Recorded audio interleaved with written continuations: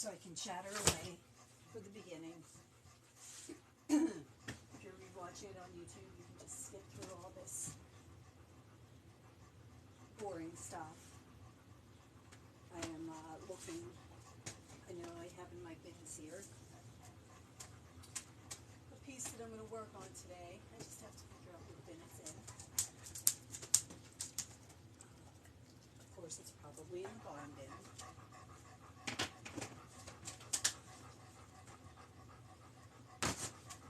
So let's see here. And what we are going to be working on today are French mark bags. I know I have a couple in here.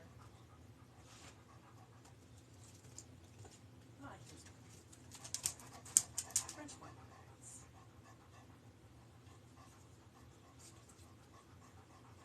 And I'll stick one there so you can see it.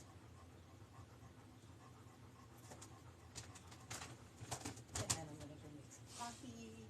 I am going to give Sir Charles peanut butter, for those of you that know me. This is the market bag that we're going to make today. French market bags. Can't figure out where to put that.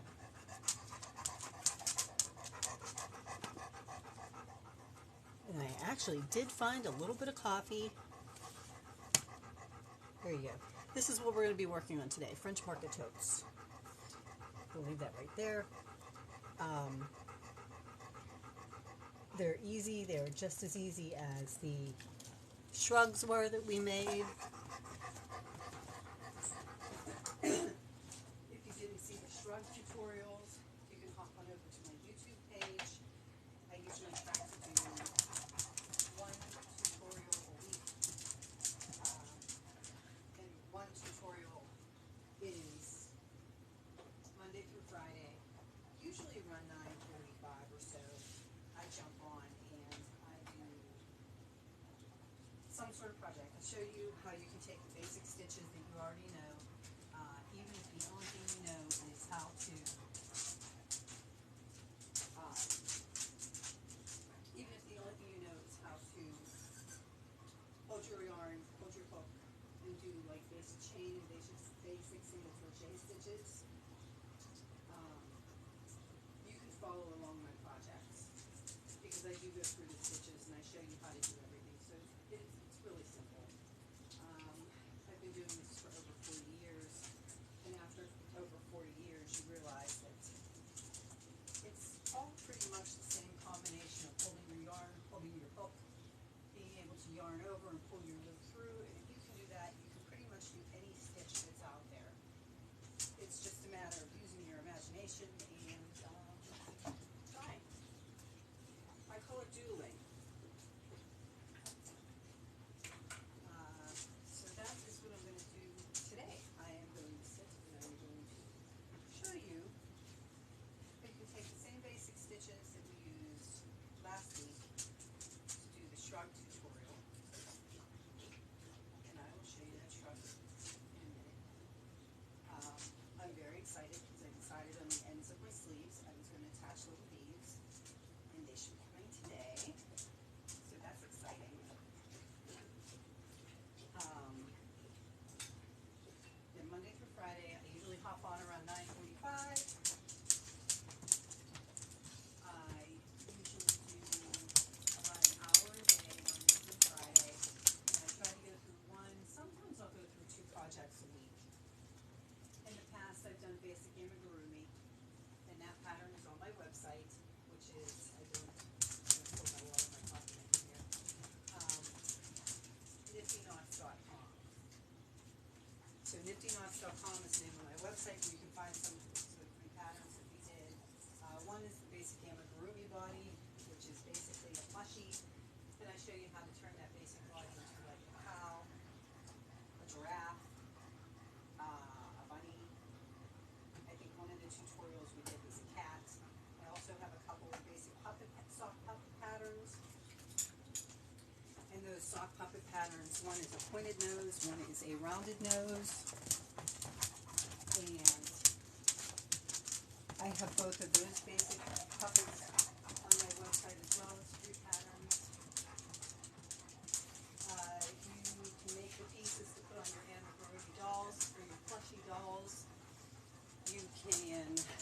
same pieces to put on a puppet. And I will say that puppets sell.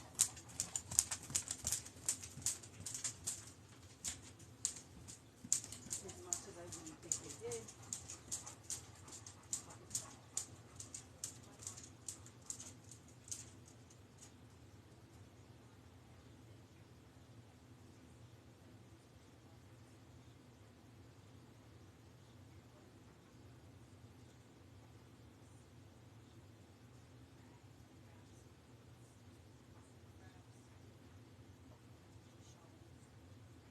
You can wear it like a shawl, like you can turn around and wear it like a cowl.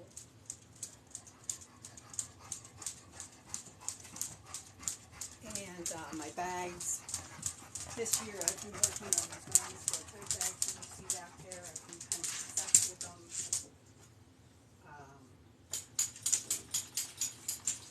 So I will have those for my market this year. Probably a lot of them. And since I only do one market a year, I did open a website this year where I put some of this stuff on there. Because I know a lot of people come to I've had a lot of people at my markets come and say, oh, well, I just can't do it right now. And they have actually contacted me later to buy the items that they wanted in the first place. So I did decide to open a website this year, a shop site as well. So I do have a website.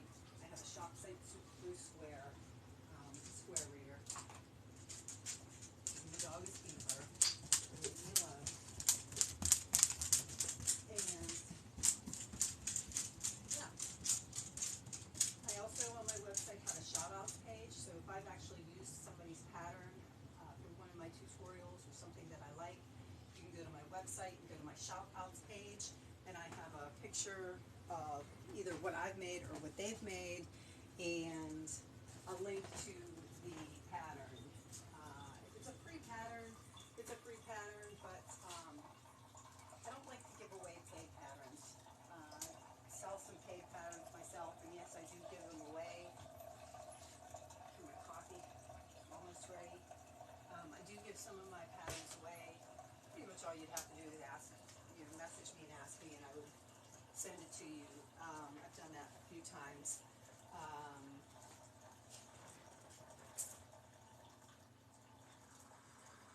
Yeah, I'm almost ready to do this French marquetoche, and the French marquetoche is pretty simple. Again, last week's was a shrug. I will do my best to try it on.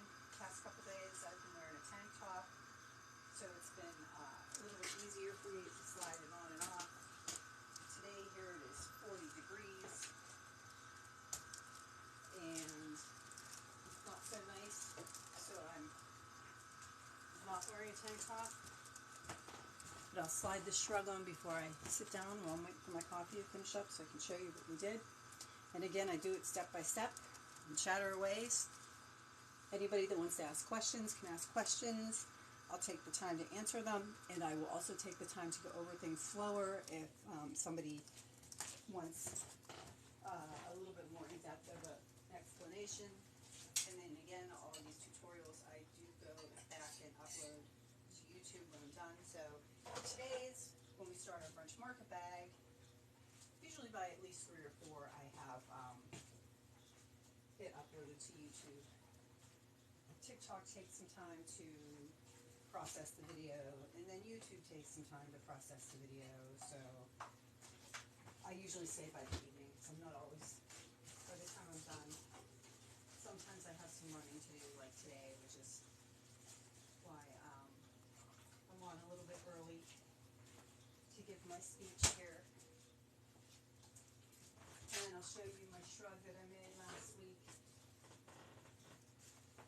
Again, if you wanted to follow it step by step, that's my YouTube channel and my playlist.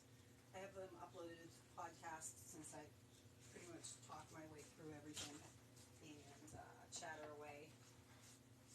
And yeah, coffee. I haven't had coffee in a couple of days. I didn't realize I still had some left. So coffee is good, especially when it's chilly like it is this week. Alrighty, so again, there is my YouTube channel and my playlist, NiftyKnotz Talk. If you wanted to go subscribe, it's free to subscribe. Unlike here, it's not. Although I do welcome subscribers here if you wanted to, but the lives that I do in the morning with my tutorials, I upload to NiftyKnotz Talk, my playlist / podcast on YouTube, and you can watch the same thing there, and you would be able to go back and forth. You would be able to go back and forth and just see the parts that you wanted to re-see. So I'm going to put yarn everywhere, and I think I know what I'm going to make this next market bag out of. Because the one that you just saw was made from acrylic, and I do have some more acrylic, so I think I'm going to make a few of these. So that's the market bag. I'll pull out and show you. This is, good morning everybody, good morning Cindy, good morning everybody else that may have joined and said hello. Thank you for tolerating me getting ready, but I figured if I get all my talking out of the way while I'm getting ready, I can actually just sit here and do my thing, because that's what you guys are here to watch. Alright, let's see. Alright, I think I'm all caught up there. Okay, so last week, the tutorials I did, and I'll move my camera back so you can see a little bit better, were creating this bolero shrug. It looks a lot nicer with the tank top than it does with my funky stars and moons, but it is basically just a scarf with the ends tied up like sleeves. And in that tutorial, I go through how to start it, how to measure it so it can be customized to yourself. I also show you how to finish your sleeves in different ways. If you just wanted them a plain sleeve that just ended, I show you how to do that, a finishing edge to do that. I also go through how to make some cuffs. Thank you so much for all the likes this morning. Cindy, you're making my morning. But I go through different types of cuffs that you make, and I also go through an explanation of different types of decorative stitches that you can put together, which are, again, just simply if you can hold your yarn and hold your hook and yarn over and pull your loop through, you can pretty much do any of these stitches. They're not difficult. It's all basically that same principle. Hold your hook, hold your yarn over, pull through a loop. So if you like this tutorial, go check out some of my other tutorials. I do have tutorials for the granny bags as well. And they are also on my YouTube channel, in my playlist. Because my YouTube channel, I do a lot of upload my TikTok shorts as well. But you can see that this shrug here, and you'll see why I'm showing it to you a little bit closer, is basically a scarf where you've sewn up the sleeves.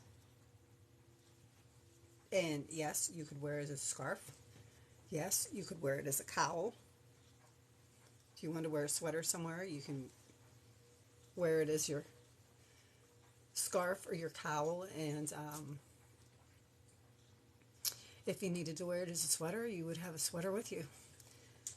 But I am going to take, and this is what I was talking about, the ends that I did on mine were like a 5-loop peacock, and I bought some crackle beads, like glass crackle beads, so they'd be a little bit heavier, and I'm going to take them with some jump rings, and I'm going to attach little beads to the end of each one of my peacocks. They're at the end of my sleeves, so I'm excited. They should come today. And I was talking about things being cheaper. I think I got 100 of those beads, and they all had like bead caps on them, and they were all put together. So all I have to do is attach my jump ring and attach them to here. And I think I got 100 of them for $9.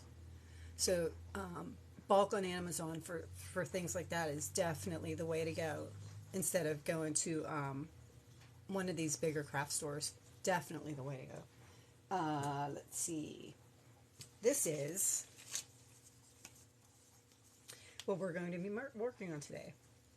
Ooh, the pink looks really bright. And it is a French market tote.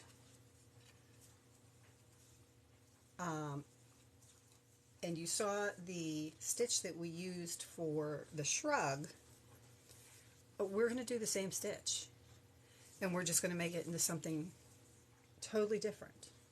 So a French market tote is, and I actually gather mine a little bit more on the sides, but a French market tote is basically just a big bag that you can stick stuff in. And I think what I might actually do, because I don't line these, they're meant to just like shove your groceries in. So I think what I might do with these is not really line it, but I think I might, and believe it or not, I have a stack of pockets here. I think I might make my pockets just a little bit bigger. I would have to stitch two of these together because these are what I use to stitch on my lining so that the lining, this makes a pocket. So I would have to stitch two together. And I think maybe on the inside of the bag I might attach it right to the bottom there so that you do have a pocket in there if you wanted to put some smaller things in there. If you had some change or lipstick or chapstick or something like that, you could actually put that in that market bag as well. So I think I might do that. That's an idea. And this is pretty much my process in the mornings. I sit here and just kind of go over my thought process while I'm making something so that you can see how I get to where I get to when I'm making something. French market tote probably won't take me more than 2 days. So I will probably find something else small. Maybe I'll do another dice bag, different sized. But this one was made from acrylic, and I kind of like the way that it feels. I don't mind. I had some cotton pulled out, but I know I don't have enough cotton to finish an entire bag without making it two different colors. And I know this is different colors, but it's an ombre yarn. It's going to be just as sturdy in acrylic. Yep, always thinking of ways to do it differently. Like, oh, like what else can I make out of this? But the acrylic is going to be just as sturdy, and it's going to be washable. It's going to be a little bit stretchier, so you can like shove even more in here. But this is the basic shape of this bag once you're done with it. It ends up being like a, if you look on my website, I actually put a dowel rod through some of them so that you can see the shape of it. But this would be, you know, one side, the other side, and then you have the handles in the middle. So it's almost like a big boat. And oh, I thought I got rid of that dog. Not got rid of him. I love him very fondly. But I thought we came to an agreement this morning. I guess we didn't. Okay. So since I just got some more of this, it's another ombre yarn. And I know I have enough of it because I need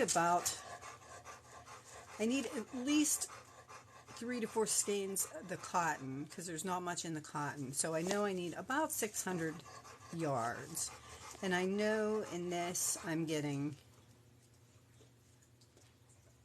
oh, this says 482 yards, but I know this should be more than enough to do one of those market bags. And if not, I do have more of this, so I know I have enough to do it. And they don't all have to be the same color. They can be different colors. But,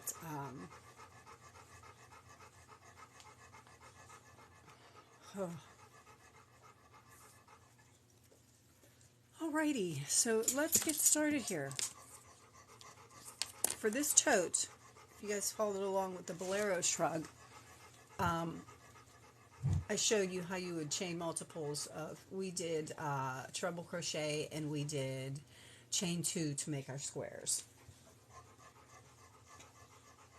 So our squares are, they're squares, but they're a little bit more rectangular. Not quite a square. For this bag, I want it to be a little bit stretchier so that you can put more stuff in it. So I'm actually going to start with I'm going to chain 143. So it's going to be multiples of 4. It's going to be you're going to chain multiples of 4 plus 1 to begin.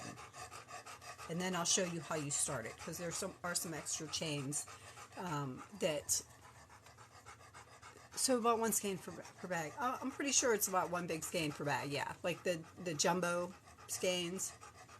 Yeah, about 500 yards or so. We'll see when I'm done with it how much I have left.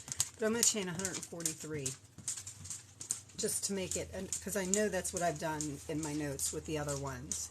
So 3, 4, 5, 6, 7, 8, 9. Hold my yoke, hold my yarn, hold my hook. 10, 11, 12. Just doing a simple chain stitch. 14, 15, 16, 17, 18, 19, 20, 21, 22, 23, 24, 25. Do you really want to hear me count? 26, 29, 30, 34, 35, 37, 38, 39, 40, 46, 47, 48, 49, 50. Okay, that's 50 so far. I can remember 50. I can remember 50, but I didn't remember what I was just going to say to you. Oh, I know. You are going to be really, really surprised when you see how big this actually is when you start to make it.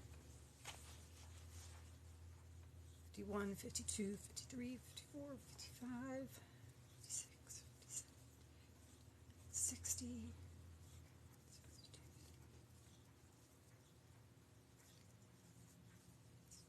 70, getting there.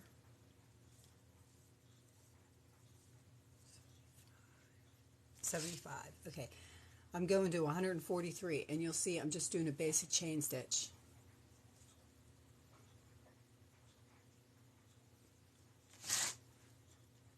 Of 143.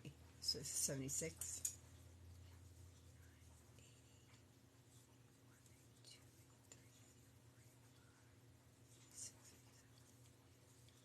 90, 91, 92, 93, 94, 95,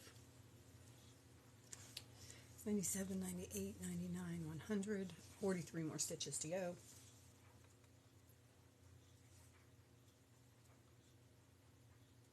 Hundred one, 102, 103, 104, 105, 6, 7, 8, 9, 10, 11, 12, 13, 14, 15, 16, 17, 18, 19, 20, 21, 22, 23, 25, 26, 27, 28, 29, 30, 31, 32, 33, 34, 35, 36, 37, 38, 39, 40, 41, 42, 43.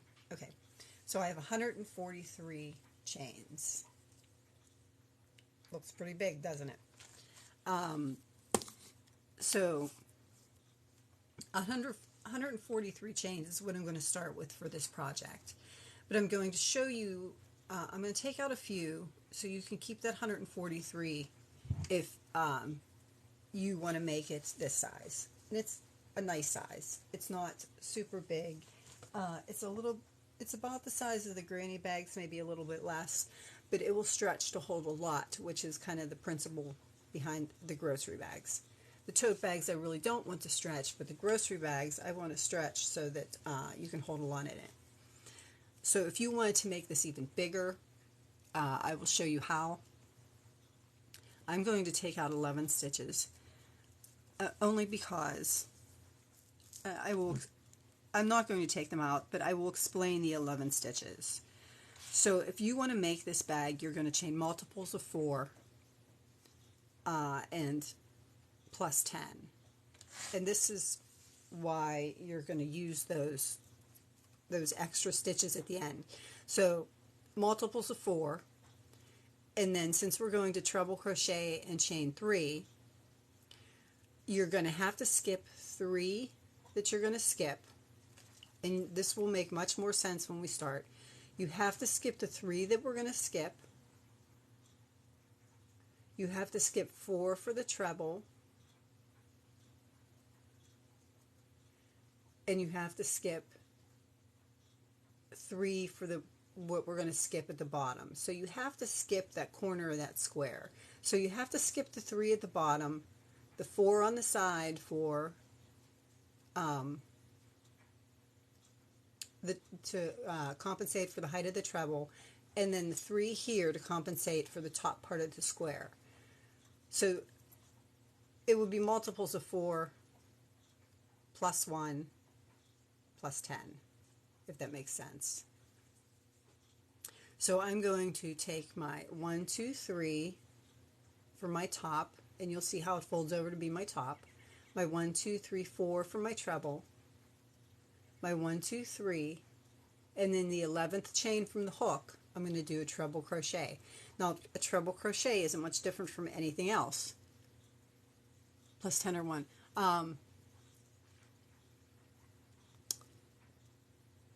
Both. So the question was plus 10 or 1. So you're going to do multiples of 4 plus 1. And that's going to give you the length of your chain that you want to start with. The first stitch you're going to start with is then going to be another 10 chains. So this part of the chain, right here, this long part of the chain, was multiples of 4 plus 1 for the end. Okay? This part of the chain right here, we chained an extra 1, 2, 3 for the bottom space, 1, 2, 3, 4 for the treble, and 1, 2, 3, 4 for the top chain 3. So when you bend it over, after I do the first treble, you'll see what I mean here. So a treble crochet isn't much different than any other stitch that you're going to do. Did that make more sense? It'll make more sense once I show you, except you're going to, for your treble crochet, you're going to yarn over twice. And after you've yarned over twice, you're going to insert your hook into your chain. It does not matter if you're going through 1 loop or 2 loops or however many loops. You're going to pull your first stitch just through your chain, and then you're going to pull through 2, and pull through the last 2. Okay, so when you do your multiples, I'm glad that made a little bit more sense. So when you do your multiples of 4 plus 1, that's giving you your basic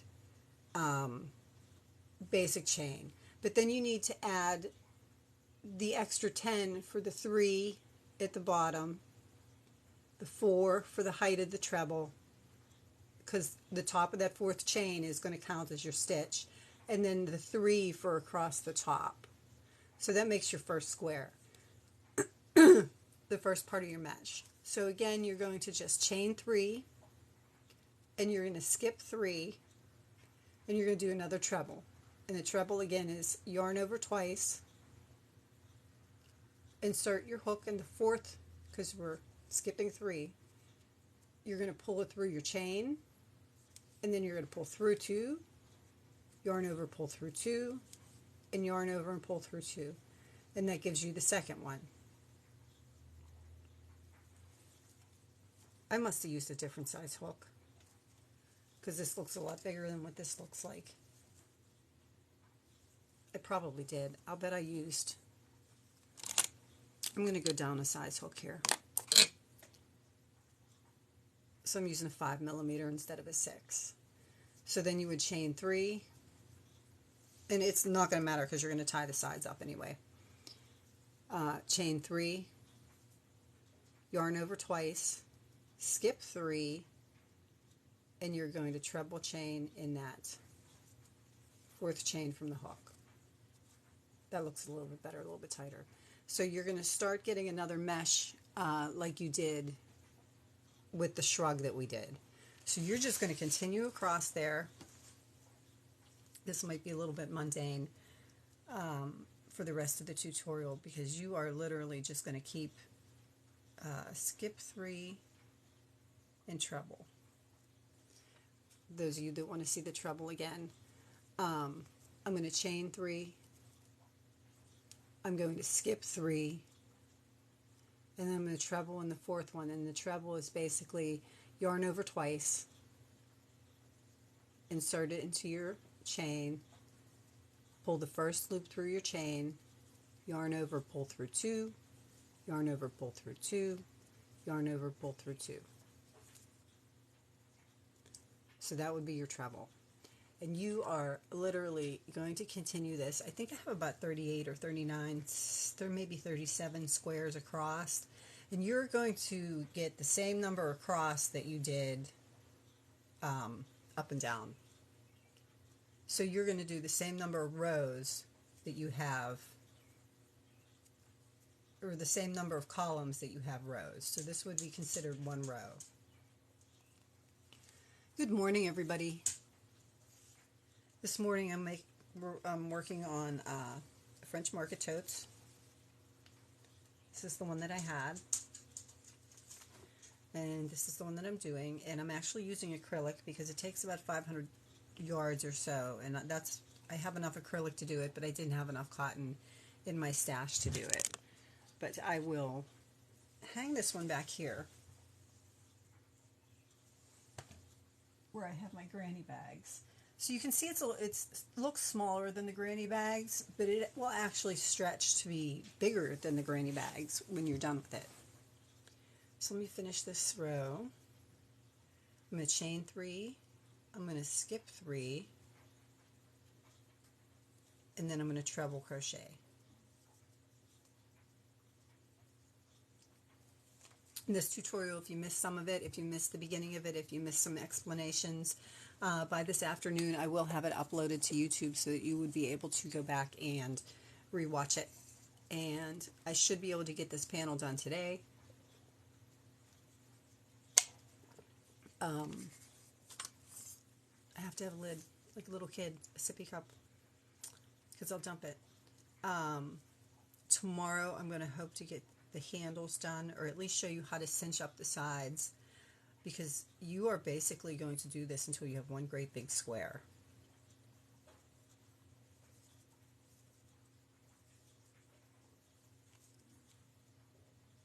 This is going to be the first row. And again, it is chain 3, skip 3, and then treble in that fourth one.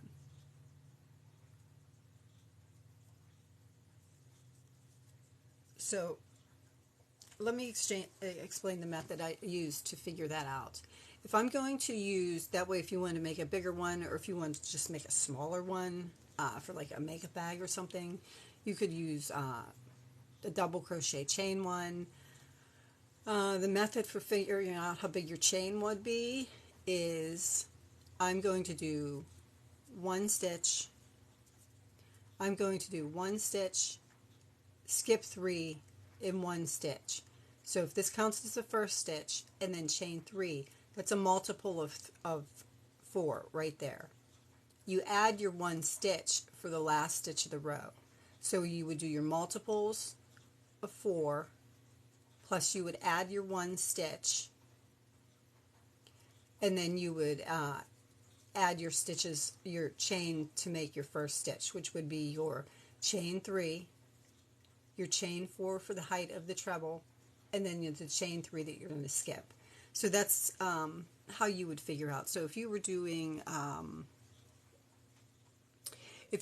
double crochet, chain 1, double crochet, you're doing a double crochet, chain 1, skip 1, double crochet, that's a multiple of 2 stitches.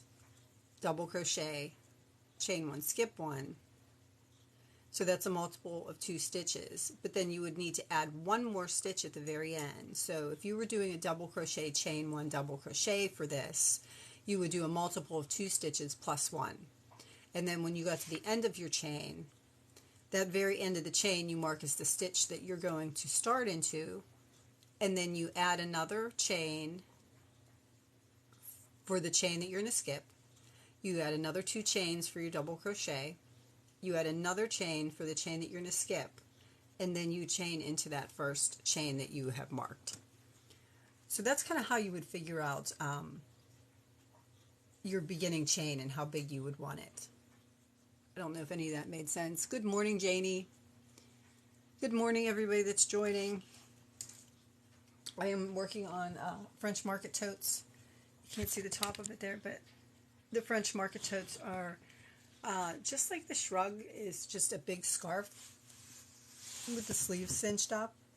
the market totes are just going to be like a big square piece of mesh that are going to have the tops and the sides cinched a little bit. I think you figured it out. I can go through that again. I can do another tutorial again on that. Maybe tomorrow. I'll finish this one tonight so that I have my square panel done. And then tomorrow I'll show you how I can modify that if I wanted to make this bigger or smaller, and show you how you could figure out your beginning chains. And that is the way you would figure out your beginning chain for any stitch combination you would want to do. Actually, not just the mesh stitch. Any stitch combination you want to do. If you wanted to do a seed stitch would be a single crochet, chain one, skip one, and then the very last stitch, of course, has to be a single crochet. You can't leave it at the end. So that would again be multiples of 2 plus the 1 at the end. So I'll go through all that tomorrow as a tutorial. But for right now, I'm just going to chain 1, and again your treble is, I chained 3, and again your treble is, you're going to yarn over your hook twice. You're going to skip 3 chains, and you're going to treble into the 4th chain, which would be yarn over, pull through your stitches, yarn over, pull through 2, yarn over, pull through 2, yarn over, pull through 2. Same basic principle if you wanted to do the treble chain 2, that would then be a multiple of 3 stitches because you would have your treble and a chain 2. So treble and a chain 2 would give you a multiple of 3, and then you need that 1 stitch at the end for the last treble. But yeah, I'll go over that in more detail tomorrow. But so far today, just take what I've given you with 143 stitches and 143 stitches, and we started our first treble in the 11th chain from the hook, which is how we got to where we are now. I did the math for you. 143 stitches, first treble crochet in the 11th chain from the hook, and you are going to treble, chain 3, skip 3, and treble all the way across. And this one I'm making out of acrylic.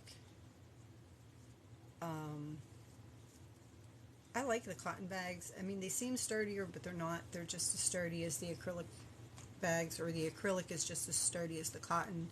I just think it looks a little bit nicer. But I find when I do these for markets, if I spend $20 in cotton, $20 is pretty much all they want to spend on a bag. So I'll make a bunch of them. I'll make some of them in cotton, but then I'll make some of them in acrylic so I can sell them for a little bit less. And I should really start timing myself so I can see how long it takes to make one of these. Sometimes when I'm timing myself after I've already started a project,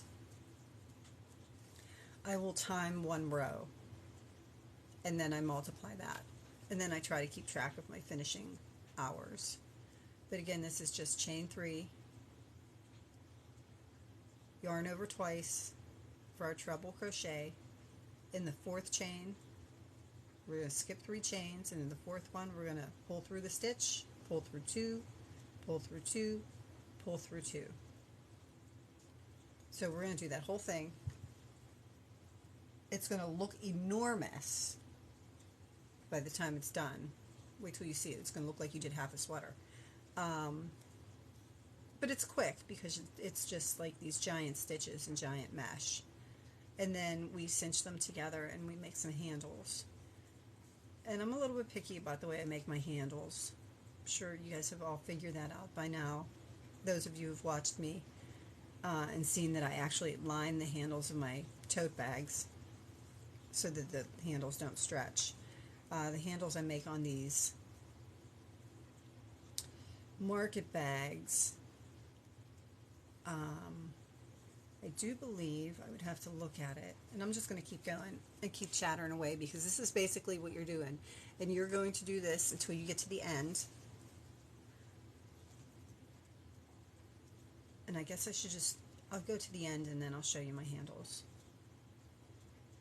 So chain 3, skip 3, chain 3, skip 3, in the 4th chain, does not matter if it's 1 loop or 2, work your treble. Chain 3, skip 3, your treble again is yarn over twice, insert, yarn over, pull through the stitch, yarn over, pull through 2, pull through 2, pull through 2. If you wanted to make this mesh even bigger, because like maybe you wanted to make like just like a beach wrap or something that was just kind of hung on you, you could actually, I know in one of my tutorials, I think the beginning of the shrug tutorial, I showed you how you can extend your stitches and make them even. So you can see this is kind of more like a rectangle, because if this is the end of my chain 3 and this is the end of my treble, you can see it's a little bit more diamond shaped. The chain 3 is a little bit longer than that treble stitch, but that's okay. It's kind of the aesthetic that I want for this. But you can certainly make them absolute squares if you wanted to. You would just chain 2 in between instead. And if you chain 2 in between instead, that would then give you multiples of 3 plus 1.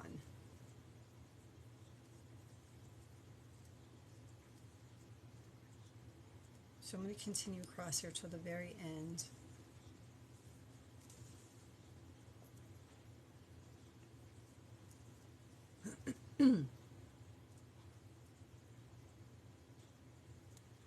And then I'm going to show you how I finish it and how I start it again. And I think once I show you how I start it again, you'll understand the extra stitches after your multiples of 3 plus 1.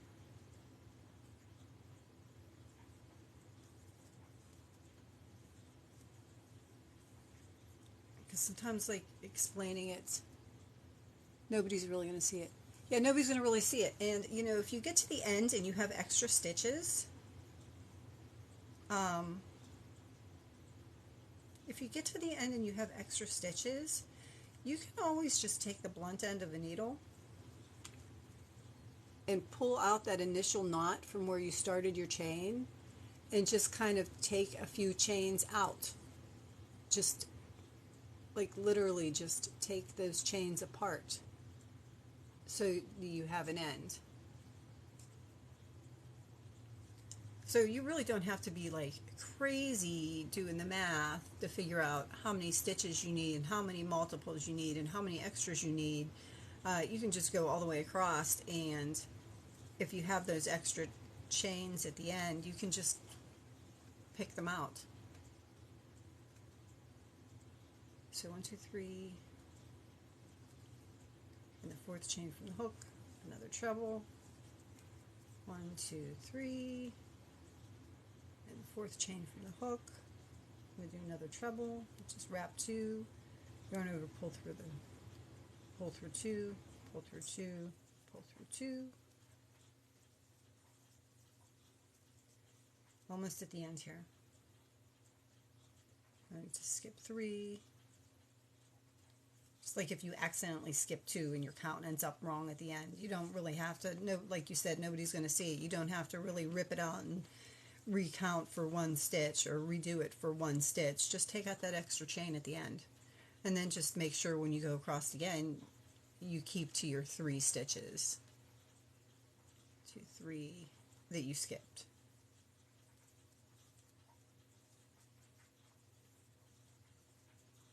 And sometimes that's a good way to start a project if you know how long you want a project to be, but you're not quite sure of like how to count your multiples, but you know how long you want your chain to start. You can always start your chain and then just take out those end stitches of the chain once you've hit the point that you've done the amount of stitches, you want across that chain. So there's something to keep in mind. You can always take out the last of your foundation chain if you have too many stitches.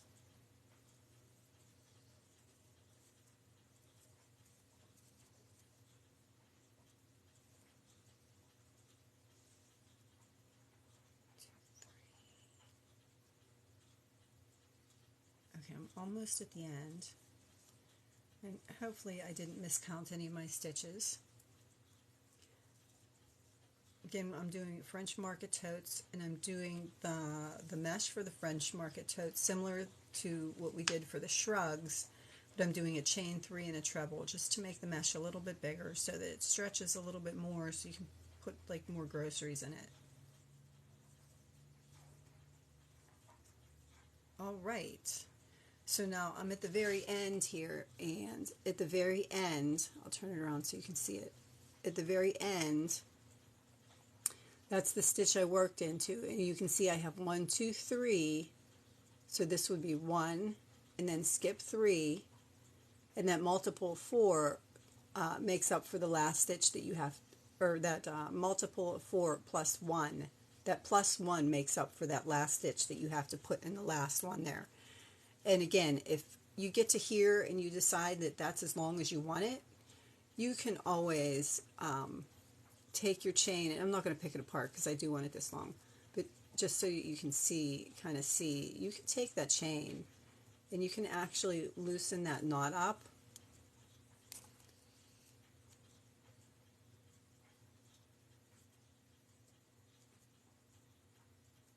You can see how it will come out, and you can just split the thread there, split the yarn there. So you can see how you could take those chains apart very easily if you wanted to just take your chains apart to the very last one. But I need to leave that at 4, so 1, 2, 3, 1, 2, 3, this is my 4th one. So you can see how if you had too many chains, you can just pull that knot and just pull them apart, and then to finish it, you just pull it through again like that, and it just knots the end again.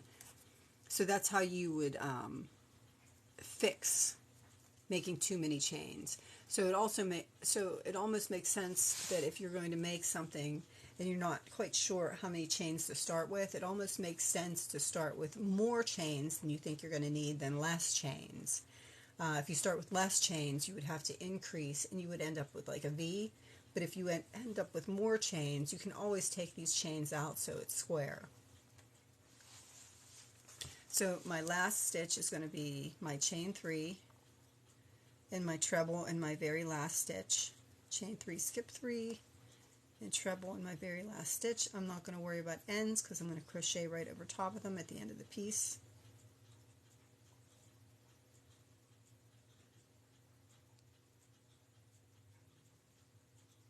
And again, my treble is yarn over twice, pull through the stitch, pull through 2, pull through 2, yarn over, pull through 2. So that's my last stitch. Okay, so now is a good example that I can show you, another good time where I can show you, this is, again, a treble, chain 3, skip 3, and another treble.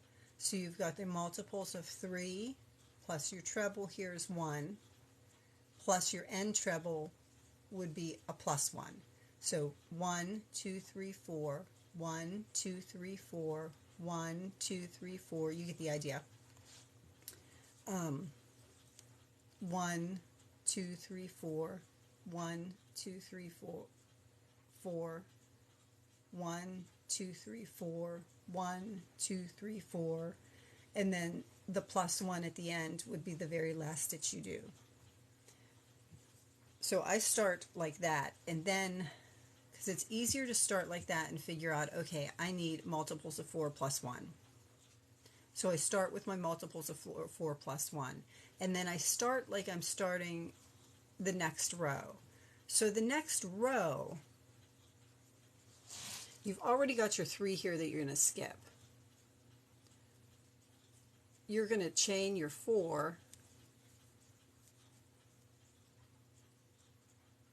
Or am I going to chain 3?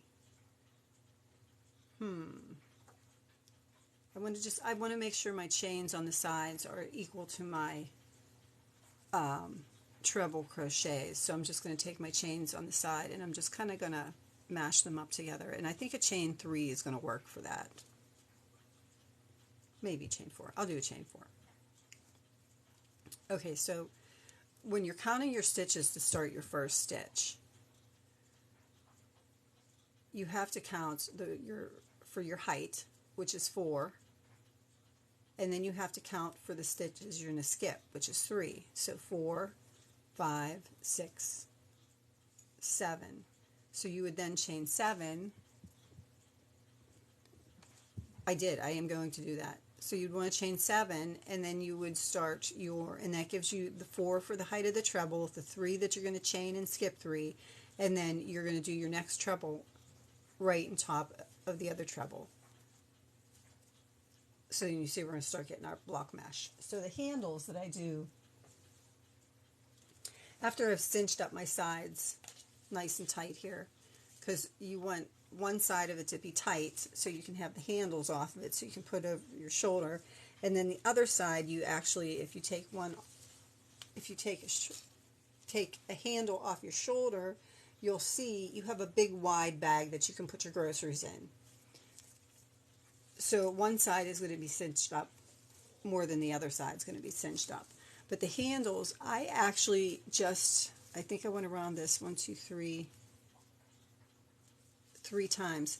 And the handles, I actually just did slip stitches. So they're all nice and tight. So I just slip stitched up and around, and then all the way back down, and then when I came back up again, I worked another slip stitch right in the slip stitch. So I think there's like 3 rows of slip stitches there, and it gives you more of a round handle like an I-cord. The light from the window sometimes glares. So working the slip stitch on top of the slip stitch kind of gives you like an I-cord, and because they're all slip stitches, they're only going to pull so tight, so they won't really stretch. What would stretch would be this part of the bag down here. The handles really will not stretch all that much, and that is because they are just, you can see here where I ended it, it's just a slip stitch on top of a slip stitch, and I just kept doing that around, and that rolls the handle nice, and it makes it tight because they're just slip stitches. It holds it a little bit tighter than it would. You can do that other ways. If you wanted to make your handles so they didn't pull, there are other methods that you could do that. Like you could attach some nylon cording, and you could actually work just a single crochet around it. Like you would attach your nylon cording to where you wanted your handles to be, and then you could just single crochet tightly around your nylon cording, and the nylon cording would hold it so the single crochet wouldn't stretch. You can do handles that way as well. Thank you for all the likes. I appreciate it. But that's how I do my handles so they don't really stretch, because again, I want my bag to stretch. I just don't want I just don't want this part here up here, the actual handles themselves to stretch. So that's what I'm working on, and you can see I didn't even count yet. I'll have to see how many.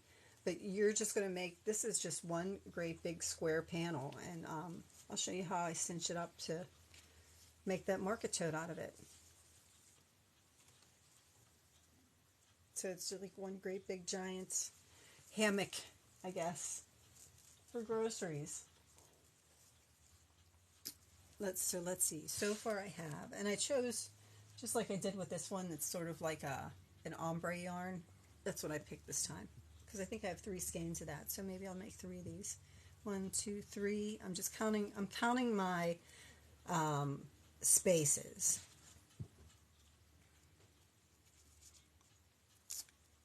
Oh, thank you very much. I appreciate it. The comment was, good morning. I thought I would send some likes before saying it. Thank you very much. 1, 2, 3, 4, 5, 6, 7, 8, 9, 10, 11, 12, 13, 14, 15, 16, 17, 18, 19, 20, 21, 22, 23, 24, 25, 26, 27, 28, 29, 30, 31, 32, 33, 34. Okay, so I have 34 spaces across, which means I am going to sit here and chatter away while I keep working on this, because I will then want 32 spaces up. The 32 by 32. And that's going to give me the foundation for my bag. It's actually going to give me the whole bag piece, the foundation for my bag. And again, for those, we're going to chain 3. We're going to skip the chain 3 here, and we're going to work a treble. And I'll show you one more time. The treble is yarn over twice. You're just going to insert it through, yarn over twice. You're going to insert it through the treble on the bottom. You're going to yarn over and pull through the stitch, and then you're going to yarn over and pull through 2, pull through 2, and pull through 2, and then chain 3, and just repeat that. Skip 3,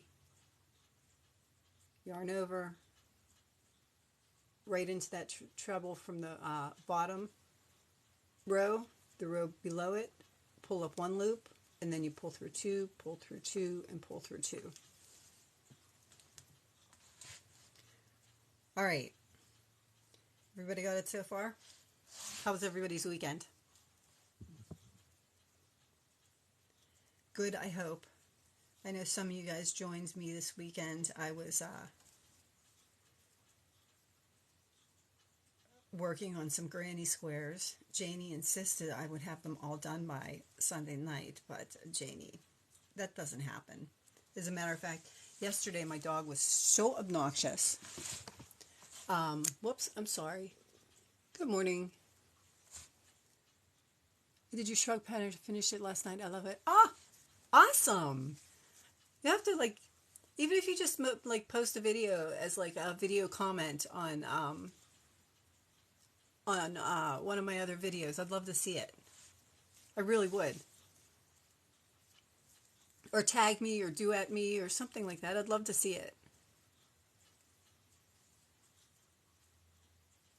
I'm glad you liked it. Thank you.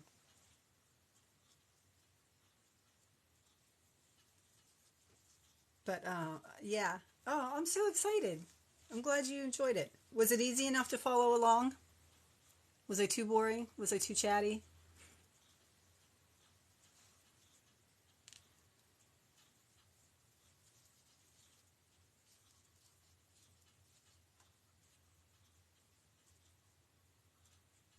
What colors did you use? I know, I'm like spamming you with questions here, and you guys can't answer me.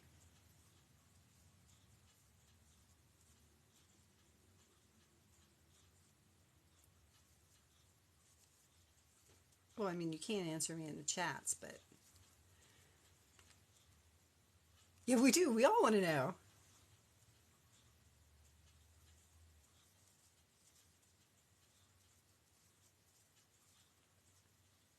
I'm going to finish this row here, and then Janie, I'll show you how far I actually got with my squares.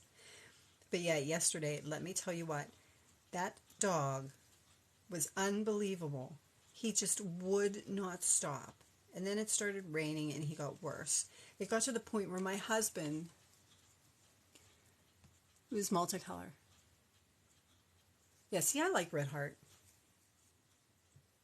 I do. That's what I'm using here, actually, is, and these are my favorites. Like, I love the ombre ones.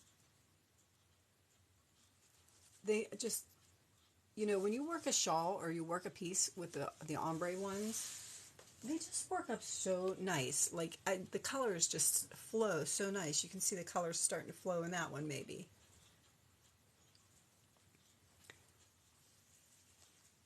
But yeah, I'm a Red Heart person. There's very few things that I'll choose. When I make like my lacy wraps and shawls, which Janie, I never did pull my thread one out of the garage this weekend. But when I make like lacy shawls or lacy cowls or something, I'll use like either a wool blend or a silk wool blend or something like that, just to make it, I don't know, like, I don't know, people like things like that. A little bit more classy, I guess. I hate to say that because, I mean, you can make some really classy things out of Red Heart yarn. I don't know, high-end, more expensive, I guess. Some, you know, and everybody has a different preference. Some people that come by my booth like to see things made of wool. Some they like the silk. Some like the Red Heart. So I make a little bit of everything.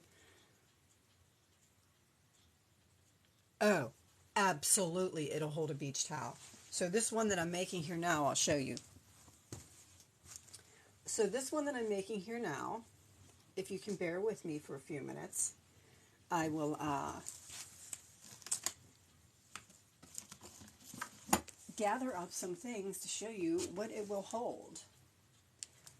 So if you were going to the beach and you wanted to put stuff in that bag that you see sitting there, let me go grab a towel.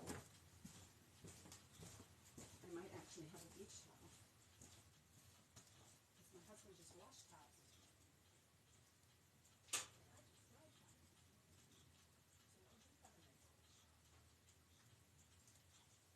So if you wanted to take this market bag to the beach, you could stuff this market bag full of, here's your towel. Oh look, the towel matches. So you can see it's a beach towel. And I will fold it instead of just shoving it in there. So you could stick your beach towel in there.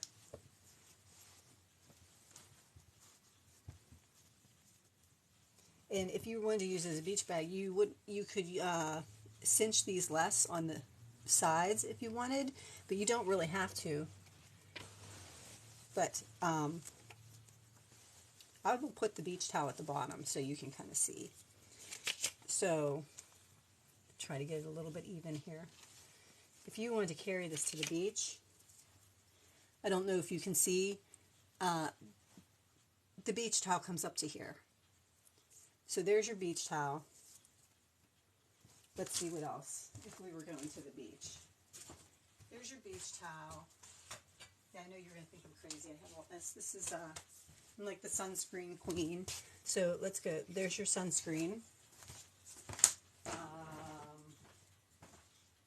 What else do I have here that you can take to the beach?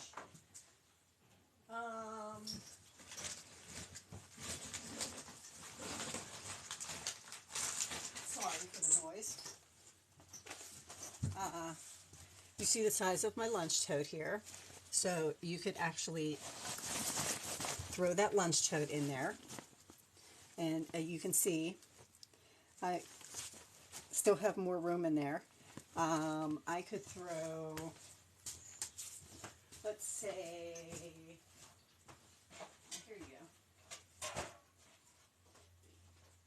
You could throw, this is just an example of what you can shove in here. Aside from your lunch tote, you could throw a few cans of soda in there. And again, I still have a lot of room left in that bag there. As you can see through the mesh there, I have a lot of room left in that bag. If I wanted to take my gnome with me, I could take my gnome with me. If I wanted a second beach bag, yeah, don't laugh, I do actually have all this stuff like right here. This was like a foldable, collapsible beach bag that my husband bought me. I could throw that in there, and you can see it will hold all those. The handles will not stretch, but the mesh is meant to stretch so that you can put a ton of things. When I tell people how much they can put in these bags, I don't think they believe me. I mean, and I could still put more in there. I mean, I still have room to put like a ton more in there if I wanted to put a ton more in there. So yes, the answer to your question, is it as, was that a little bit too much of an explanation? It is more than big enough. You could put your change of clothes in there as well with all this stuff that I put in there. So if that answers your question, it adapts to the size you need. Yep, that's exactly what it's supposed to do. All right, let me put all this stuff where it was. Or my husband will come back and want to know why I have bottles of sunscreen and Diet Coke out. And I'm not getting ready to go to the beach, am I? Let's see what else I can hear. The lunch bag I had. The kids' beach towel. Yeah, and because it's acrylic, it pretty much bounces right back into shape. So you see if I hang it right back up after I've stretched it out that far, it's still looks smaller than the tote bags that I make. So it's meant to be very adaptable. It's meant to be a grocery bag. It's meant to be so that you can put other things in it. Yes and no, I had fun watching you. You're welcome. Sometimes I go a little bit too overboard, but you know, I don't know. I like to chatter away. You guys make me happy. Let's see. Beach towel. Beach towel, gnome. Lunch bag. It's actually like a lunch cooler. It's like the one that I take to the beach that I actually put cans of soda and stuff like that. That was a great time. Yeah, so like if you, I should do a video on that today. Oh, maybe I'll do that today. I'll just get my market bags because. Thanks, Michelle. But yeah, and that's with the acrylic. So I mean, the acrylic will hold just as much as the cotton will hold. It really, really will. It just won't look funky when you pull it out of the dryer because cotton tends to shrink in the dryer. So the acrylic ones aren't going to shrink. They're going to stay just that way. But you'd think so. I've sold a couple, but not a ton of them. However, this year a lot more places are like, a lot more places are banning the plastic bags. And like this would be perfect because it's so wide at the top when you pull it across. If they put things in paper bags, you could just put all your paper bags into your market bag. So you wouldn't have to, my mother complains that the paper bags break all the time. You can just stack your paper bags right in your market bag and just carry them all. So yeah, and the acrylic ones, I probably sell them for, I think 25 or 30. I'm trying to think what I spent on it. I have 35 on that one. But, you know, one of these skeins of yarn is about $8. And it takes me a few hours to make one. So I think 25, 30 is usually a fair price. I have 35 on it. If somebody kind of looks disappointed with that, I'll usually tell them I'll do it for 25. I'm still making my money. I just as market bags, selling Miss Beach bags also. I try to because that's what we do. The market that I do is the Lake Festival. So I try to market them all as beach bags. You'd think they'd sell. I don't know. But I might have to stuff one full of things so people can see how much you can actually put in there. Because you can really put a lot of stuff in those market bags. But, all right, let me pick mine up again. I have a little bit more time. Thank you if you enjoyed my little demo there. I will have to run out the door by around 11 o'clock or so, so that's why I jumped on a little bit early. But I am just kind of going to sit here and chatter away and do silly stuff like that for the rest of this because, again, all I'm going to do now is finish for my 34, however many rows I have. And then, you know, I use the ombre yarn. And because you're making this 34 by 34, or you can make it 35 by 34 if you want it like a perfect square, you can see this one, instead of stitching it up, the light's not doing it justice.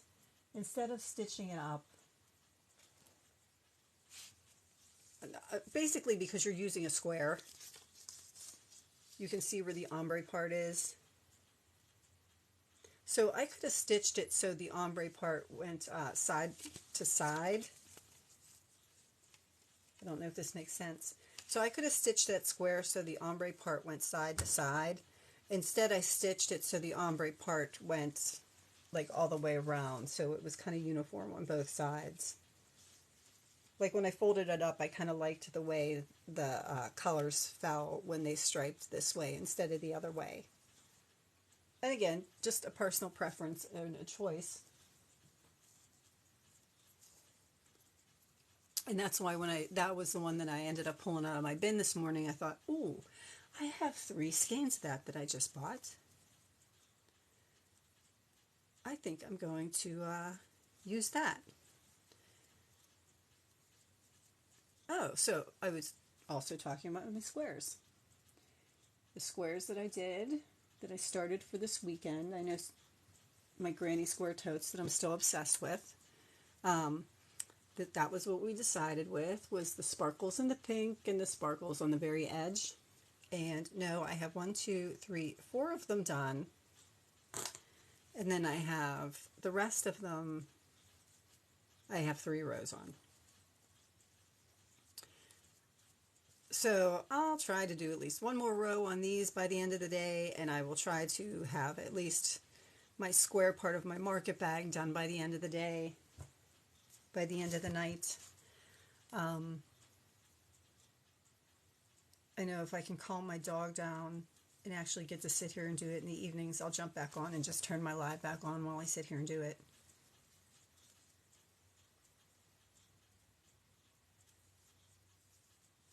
Chatter away. I love seeing you guys on here. It really has. My husband will listen to some different Twitch streams sometimes. And he actually doesn't listen. This is why he had suggested upload your lives, because he doesn't actually listen to the Twitch streams live. He goes back and listens to the replays on YouTube so that he can watch them and pause them whenever he wants. Aw, thank you. I appreciate that. I try. You see how and you know what? And I think that's part of like my mind wandering everywhere.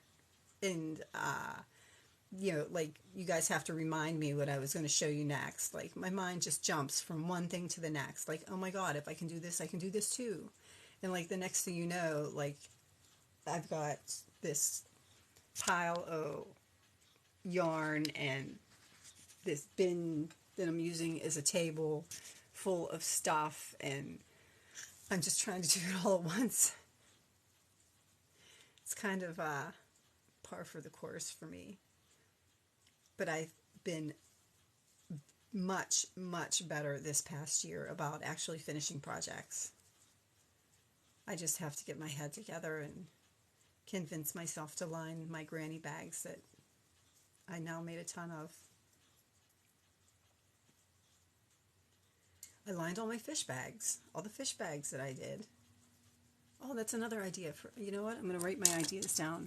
So let's see, to write my ideas down for my next videos. Sometimes it's hard to come up with a video a day. It really is. Let's see, stuff the market bag. And I think I'm going to pull out my fish bags, which I don't know if any of you guys have heard the fish song that's out there now on TikTok. That was sort of like, if I were a fish and you caught me, or, you know, I don't remember exactly what the words are, but she sits there and plays guitars and sings it. And it's like such a cute little song. So maybe I'll pull out my fish bags and do that. Try to think of ideas. It's hard to come up with ideas sometimes. To just do a video a day. Which is why, like, I will sometimes just repeat my videos or do the same video with different music. You're chosen accountable. You know what? And that's not a bad thing. It really is not a bad thing. Yeah, my husband even said to me at one point, I'm really proud of how many projects you've actually finished. Not that I didn't finish a lot of projects before, because like I said, I can fill 2 tents. But oh, thank you. I can very literally fill 2 tents with tables with all the stuff that I have, with all the what do you call it, inventory I have. I seem to be doing fine so far. So far. It's just in the back of my brain. It's just got that niggling. It's literally in the back of my brain. You have a stack of granny totes that need to be lined. And then my brain goes, yeah, but look, string. I can sit and do this. My crazy brain. But let me tell you what, sitting here getting to talk to you guys is a whole lot better than sitting here and watching TV and trying to entertain myself. You guys help. I appreciate it. Thank you. Thank you for all the likes. Thank you for all the joins. Thank you for all the follows. I hope you guys aren't offended if I use somebody else's words and say stalkers.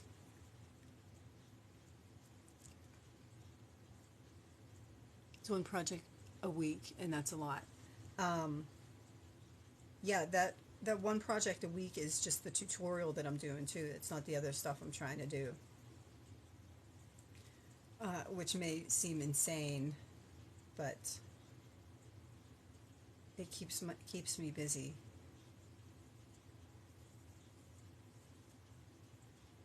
So now, see, that one's a little bit on the corner, a little bit big, but that is not going to matter. You can see it a little better that way. That one corner down there is a little bit big, but that is not going to matter with this type of design, because you are going to, you can see a little bit better that way. You are going to pull everything together tight at the top anyway, so that's not something anybody's going to see. And again, at the end, I'm going to chain my 1, 2, 3, 4 for the height of my treble, and my 1, 2, 3 that I'm going to skip my 3, and then I'm just going to treble and go back the other way. 2 rows down, 30 some more to do.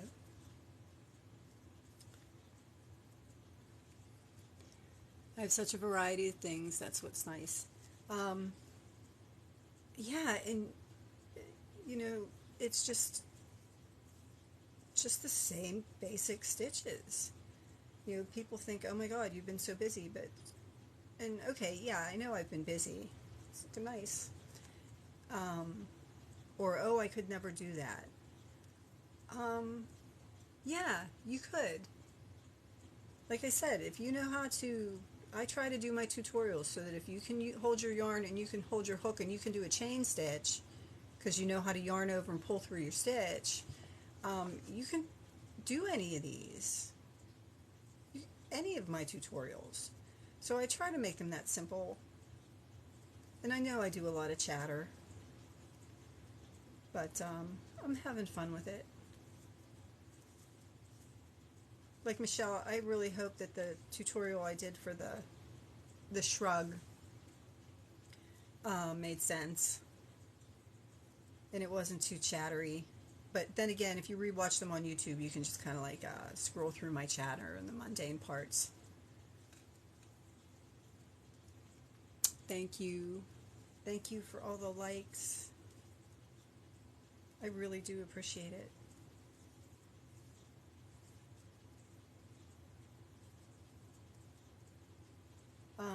And a lot of them are repetitive. Like,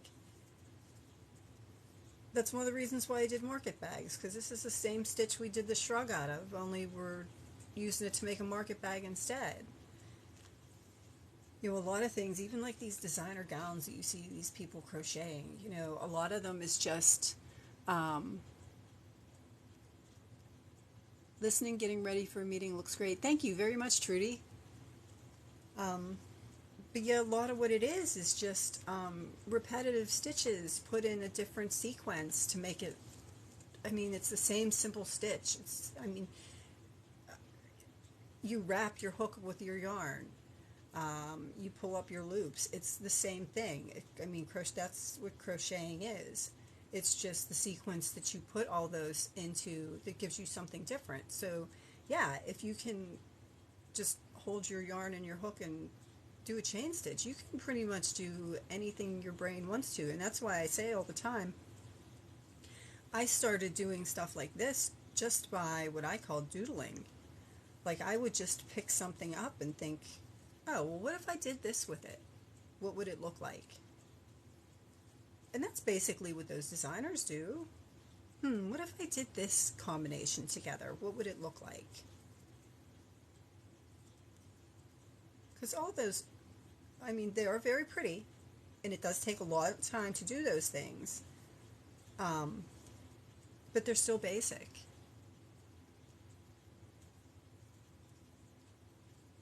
Like, what else did I see?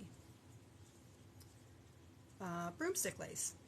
Maybe one of these days I'll try broomstick lace. That'll be something I will put on my list of maybe tutorials. I've never done broomstick lace myself.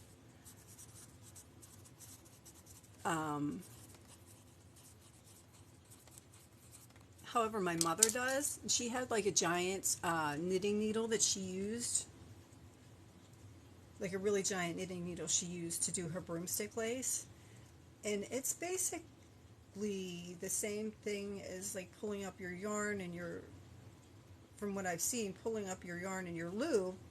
It's just that you're then pulling this loop up tall and putting it like around a broomstick to hold the height. And then you're pulling up the next loop and you're putting it around the broomstick to hold the height. And then you're pulling up the next loop. It's almost like a puff stitch to hold it tight. And then you go across your whole row to do that. And then you would just kind of come through one, then through two. And then you would go over and you would come through three, or, you know, two at a time. And then come through two at a time until you get to your end. And then you have a row of what then looks like... Go. Was he in your room? You would have like that row that looks, I know that was just kind of an example, but you would have that row that looked like it was loopy and lacy. And that's what they call broomstick lace. My mother did a whole blanket with broomstick lace one time.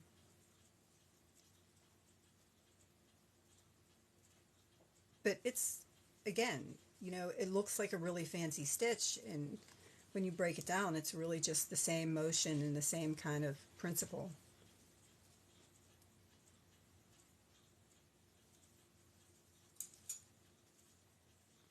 If that makes sense. Babbling.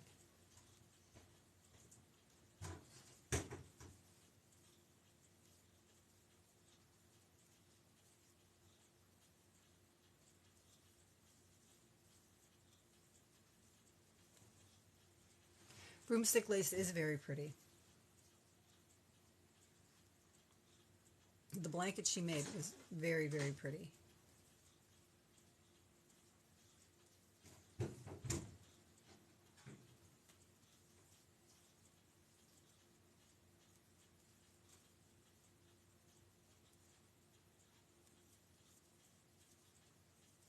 Just working my way down here.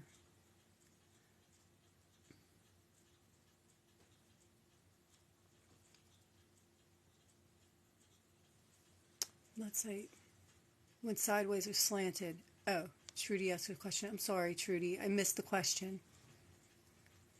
It's very pretty. When I tried it, mine went sideways or slanted.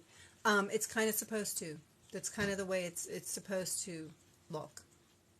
At least from what I could gather from what I've always seen projects with broomstick lace. It looks like it's supposed to be like just a little bit off.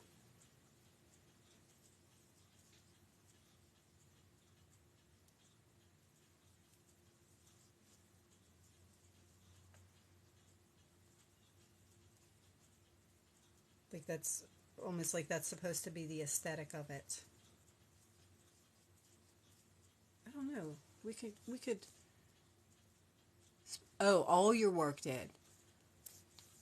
Huh. I don't know. Like I said, I've never really tried it. I wonder if it's in this, I wonder if broomstick lace is one of those things in here. If I can find my glossary. There's some of it. It's just terrible the way it looks.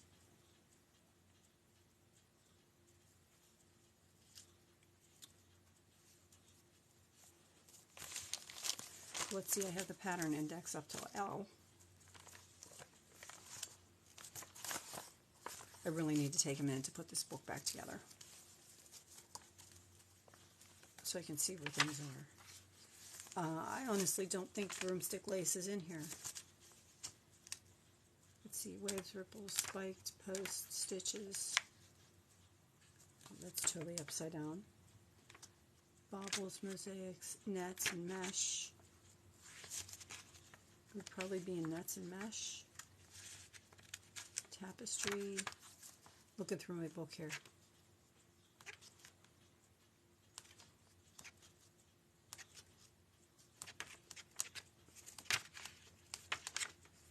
I do not see broomstick lace in here. Huh. I'll have to look that up. Maybe that's something we tried mine, it went sideways or slanted. But all my work did.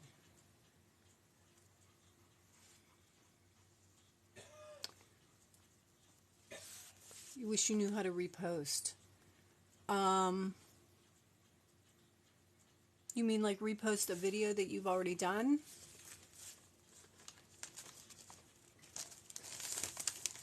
On TikTok?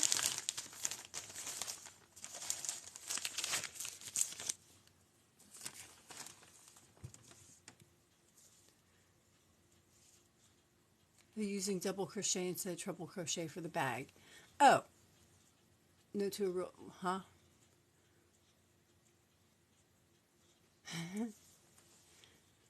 No to a real question. My question, the user there with the P beside your name. I don't think I know your name. I hate just to call you user. Ugh.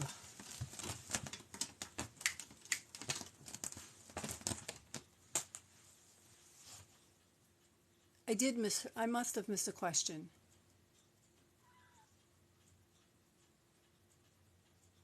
Was the question, she had a question about using double crochet instead of treble crochet for the bag. Yes, you could use double crochet instead of treble crochet for the bag. You would just adjust the number of chains that you did and skipped. So if you wanted to do double crochets instead, you would chain 2. It might look a little bit funny at first, but I'll go back and I'll just take this row out. But you would chain 2 and then you would double crochet, or you would chain 1 and double crochet. So chain 2 and then you would just double crochet, chain your 2 and then double crochet. And you can see how significantly smaller the boxes would end up being. This would be your double crochet and this would be your treble crochet. So yes, you could make the mesh a little bit smaller. You could make it smaller than that by doing a chain 1 and double crochet. So you could do a chain 1 and double crochet, a chain 1 and double crochet, a chain 1 and double crochet. And then when you went back the other way, you would chain 2 to compensate for the height of your double. Would it give it less stretch using a double? It would.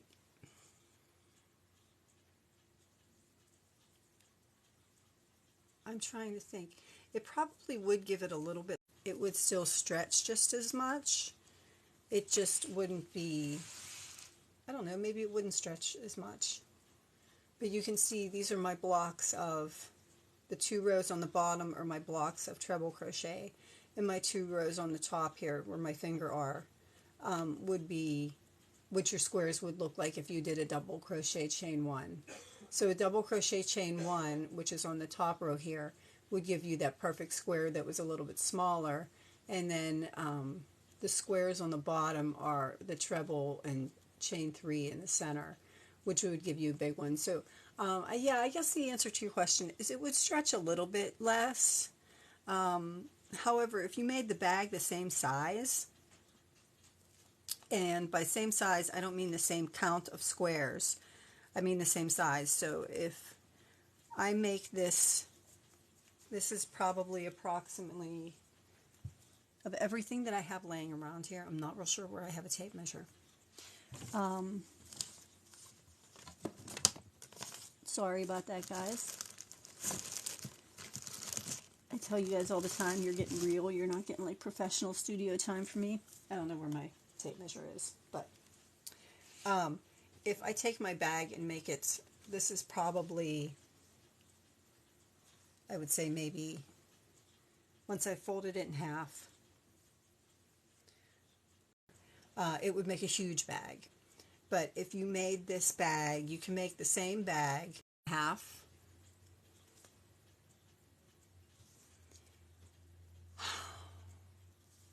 No, it's me that's freezing. Hold on, let me try something here, guys. Okay, am I back? Okay. So I was saying that if you want to minimize your stretch, you can use the same size yarn, but a smaller size hook. Like this is a 4.5 size hook. It would make the mesh just in your stitches just a little bit smaller and a little bit tighter, and it would not stretch quite as much. So you can always try adjusting your hook size too, because that would help. If the stitches are tighter, they're going to stretch less. But these stitches are pretty tight, so the stretching is just more from the size of the block. I think if you use the double crochet chain 1, I think it would stretch a lot less.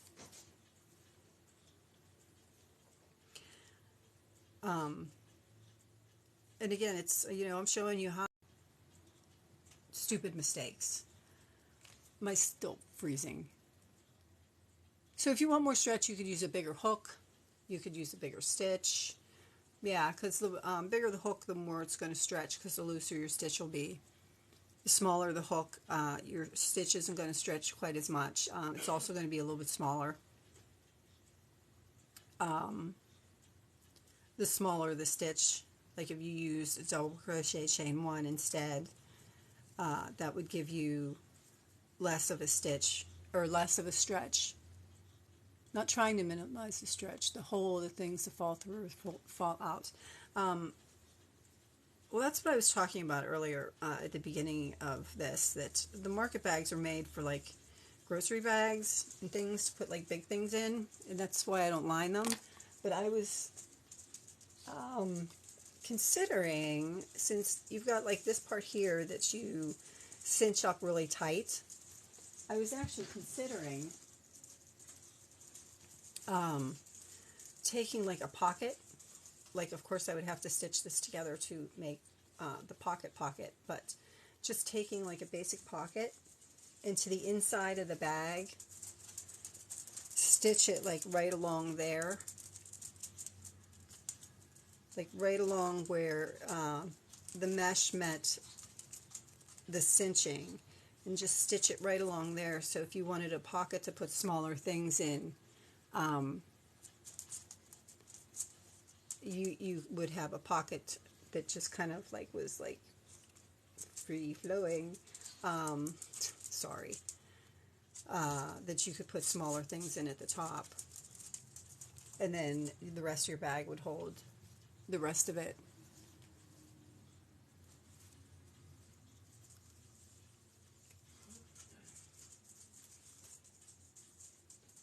falling through, yeah. That's why I was thinking about maybe putting like a pocket at the top there. Cell phone keys, things like that, like just maybe a pocket on each side, cell phone keys, things that wouldn't fall through it if you were using it as a beach bag. Or else you could just like throw a zipper pouch in the bottom of it with those things in too. I don't know, I haven't decided yet. But I'm going to finish up the last few stitches this row. And the comments were not trying to minimize the stretch, but if the hole was smaller, things wouldn't fall through. And yes, that is absolutely true as well.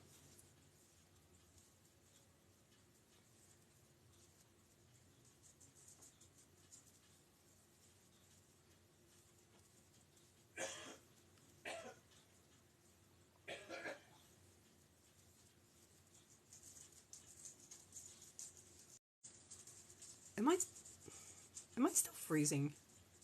I'm almost done anyway, because I will have to run out the door for a few minutes here.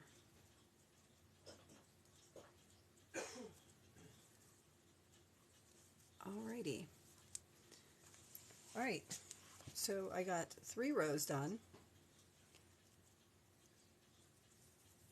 Yeah, see, that's what I think I'm going to do. And I've actually seen, this may be like totally crazy, but you know, I watch a lot of like fiber art and things with like hacks that you can do with like fiber art and things like that, just because I'm interested and I want to learn new things.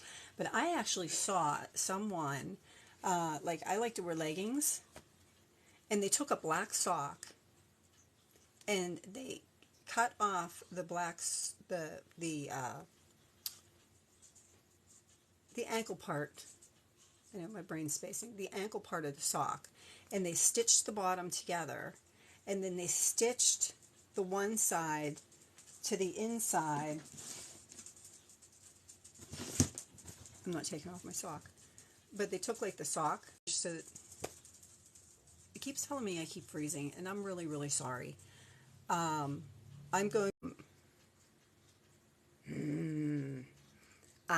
It's not free to subscribe to me here, but it is free to subscribe to me on YouTube. So, what did you say? Hi. Yeah, I don't want you guys to miss what I'm saying either. That's why when it like tells me across the top that like the network was lost, I try to like stop talking till I see you guys come back. But yeah, on that note, I do need to run, and I'll see some of you guys later. Just for a little bit of social chit-chat while I sit here and try to finish up the square for tomorrow's tutorial on making the straps. And like I said, it might not be free to subscribe to me here, but it's free to subscribe to me over